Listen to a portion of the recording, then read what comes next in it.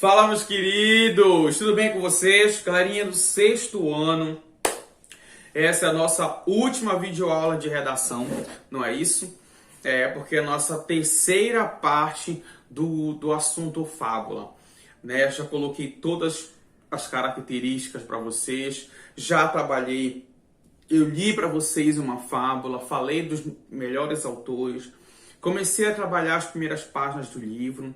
Na segunda parte, trabalhei a segunda parte do livro, deixei um deverzinho para vocês e agora nós vamos finalizar, tá bom?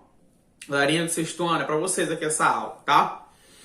Galerinha, eu deixei uma missão para vocês lerem, né, a fábula do Arthur Nestrovics, tá? A Corrida da Tartaruga e depois da Lúcia, né?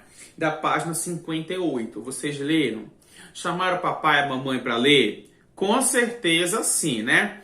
Então nós vamos resolver as questões 9, 10, 11 e 12, não é? Para lembrar, né? Aliás, para interpretar um pouco sobre a questão desses dois textos, tá? Eu espero que vocês tenham feito a leitura, não é? Afinal, vocês já são leitores autônomos. Na aula passada eu expliquei todo o contexto do que seria um leitor autônomo e vocês já sabem o que é, né? Então vamos lá. Nona questão. Com base no texto A Corrida e a Tartaruga, percebe-se que a lebre é... Bom, galerinha, o texto é bem simples. Você deu para perceber que a lebre, de fato, ela é muito vaidosa, não é? Ela é muito vaidosa e que ela desdenha, não é, da tartaruga. Então, se ela é vaidosa, a resposta você vai marcar aí vaidosa, não é? E a 10, questão 10, a leitura da fábula A Lebre e a Tartaruga permite concluir o quê? Lá no último quadradinho, meus queridos, Tartaruga sabia que a lebre se descuidaria da corrida por ser vaidosa. Então, por ela ser muito vaidosa, isso acabou deixando ela um pouco atrapalhada, tá? No texto A Corrida da Tartaruga, lemos: finalmente é dada a partida, mas a lebre nem sai do lugar. Sublinhe no texto essa frase. Você vai lá no texto e vai sublinhar, tá bom? Por que essa frase começa com finalmente, galerinha? Tá aparecendo aí no texto, aqui do ladinho, a resposta, ou na tela toda, a resposta. Por que finalmente, galera? Para quem realmente lê o texto, finalmente ele vai remeter ao trecho que contém a informação de que a tartaruga mora longe do local do início da corrida, não é? Como ela é vagarosa, conclui-se que esse é o motivo da demora. Então, essa é a resposta com relação ao motivo de se iniciar da expressão finalmente, tá? Letra C. O sentido da frase permaneceria o mesmo se o fabulista tivesse escrito: finalmente é dada a partida, mas a lebre não sai do lugar. Não sai do lugar. Ao invés de nem... Galerinha, coloque uma coisa na cabeça de vocês. Faz toda a diferença. Você lembra lá do leitor autônomo, aí do leitor autônomo com relação a estabelecer entre partes do texto, identificando repetições e substituição de termos. Existem termos, galerinha, que dependendo do contexto vai ter uma função e ter uma explicação. E nesse caso aí faz toda a diferença. Sabe por quê? Porque nem é uma negativa que expressa uma contradição, galerinha. A lebre nem sai do lugar, mas deveria sair, tá? Então vai expressar uma contradição, uma ideia de contraste, contrariedade, adversidade.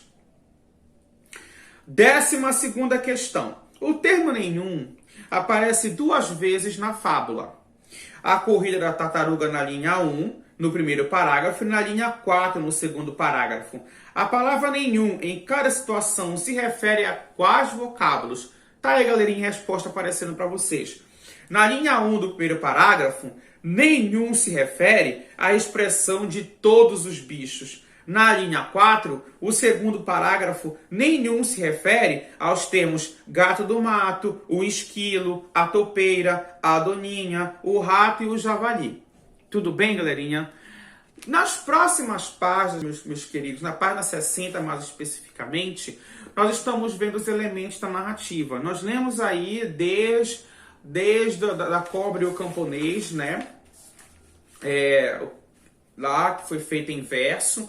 Nós sabemos, né, que a narrativa e a tartaruga e a lebre também são do tipo narrativa ficcional, né? São narrativas ficcionais. E todas as narrativas, sejam ficcionais ou não, ela contém alguns elementos, tá? Esses elementos, elas se descrevem através dos personagens, do lugar onde foi realizado, as características, a situação inicial, o conflito, o meu enredo. Então, todas essas aí são elementos da minha narrativa, em que nós vamos preencher esses espaços aí. Pode ser, galerinha? Vamos preencher esses espaços, então, junto comigo?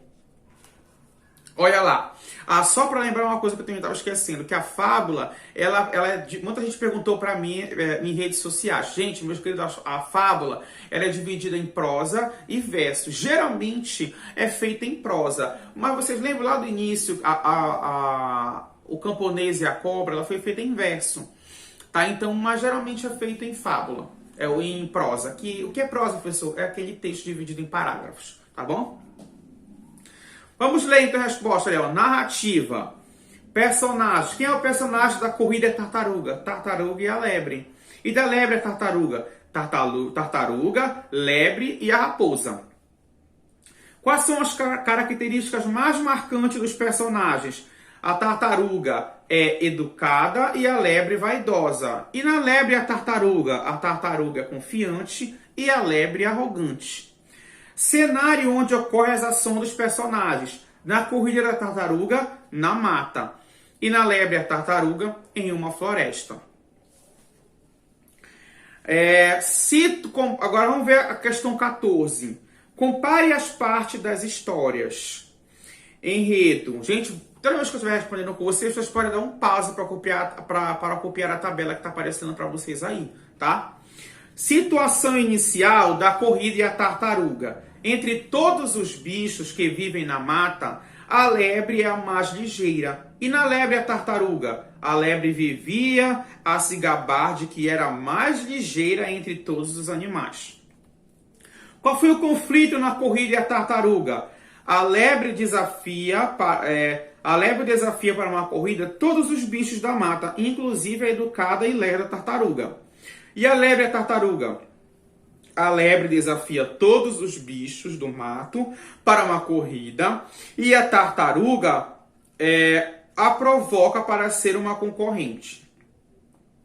Principais ações decorrentes no conflito da corrida tartaruga. Quando a corrida começa, a lebre nem sai do lugar, certa de que seria vencedora, então deita para dormir. E na lebre a tartaruga, no meio da corrida, a lebre, confiante da vitória, resolveu parar para tirar uma soneca. Desfecho ou solução do conflito. Lá na corrida da tartaruga, sempre seguindo em frente, sem pressa, passo a passo a tartaruga vence a corrida. E na lebre a tartaruga, a lebre está cruzando a linha de chegada quando a lebre acorda e percebe que perdeu a corrida. Final, a lebre acabou perdendo a corrida para uma tartaruga que venceu, apenas porque foi seguindo o caminho sempre em frente.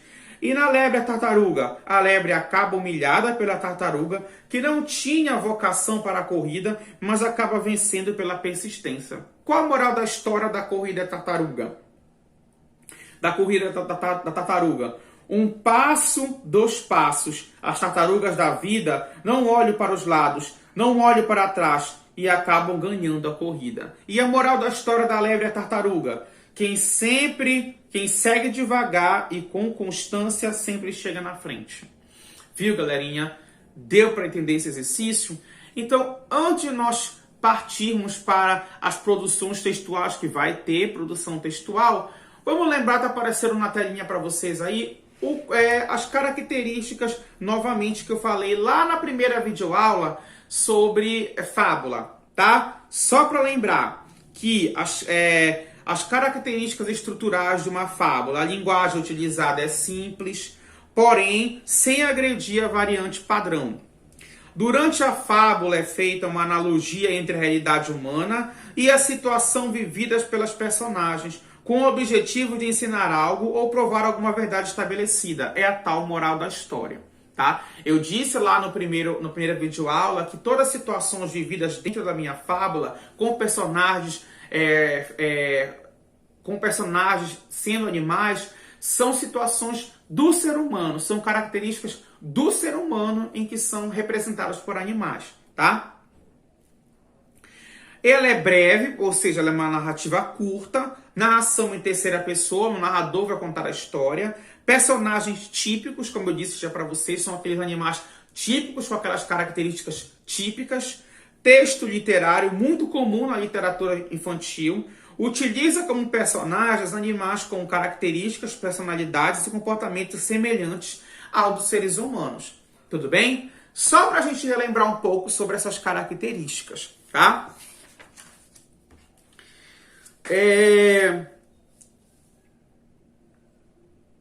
Vamos resolver a questão 19, só a 19, porque eu vou pedir para que vocês resolvam sozinhos o resto das questões, tá? Porque vocês já são leitores autônomos. Infelizmente não vamos poder concluir junto com vocês, mas tenho certeza que vocês vão fazer isso, tá bom? A questão 19 diz o seguinte: quais os provérbios a seguir da página 62? Quais os provérbios a seguir poderiam substituir a moral de ambas as fábulas, mantendo os sentidos dos textos, mantendo o sentido dos textos? Devagar se vai longe, né? E devagar sempre se chega na frente. Marca essas duas opções aí. Tudo bem? Galerinha, chegou o momento da produção de vocês. Vocês vão lá na página 64, tá?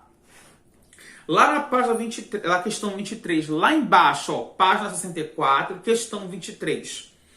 Depois de assuntar alguns bichos, escreva uma fábula inédita para compor um fabulário da turma, empregando os elementos da narrativa, que é o cenário, onde e quando a história acontece, enredo, personagens, tempo e espaço e narrador. Você, meu querido aluno, vai montar a sua fábula com seus personagens, com os animais que vocês quiserem, tudo bem? Dos animais diversos que vocês quiserem colocar na narrativa de vocês, tá bom? Professor, mas a moral da história tem que ter? Tem que ter. Professor, não tenho ideia de qual moral pesquisar. Você tem moral no livro de vocês. Você vai lá na página 56, tem aquele boxezinho, olha. Esse boxezinho aqui, que tem a moral da história. Vários provérbios que você pode retirar um daí e montar a sua fábula, tá bom? Então, a missão de vocês é essa, meus queridos, até quarta-feira, tá bom? Até quarta-feira, vocês terão de mandar essa produção para mim. Lá nesse e-mail eletrônico aqui, olha, que tá aparecendo aquele mesmo e-mail eletrônico que vocês mandaram a primeira produção de vocês, neto10biano@gmail.com.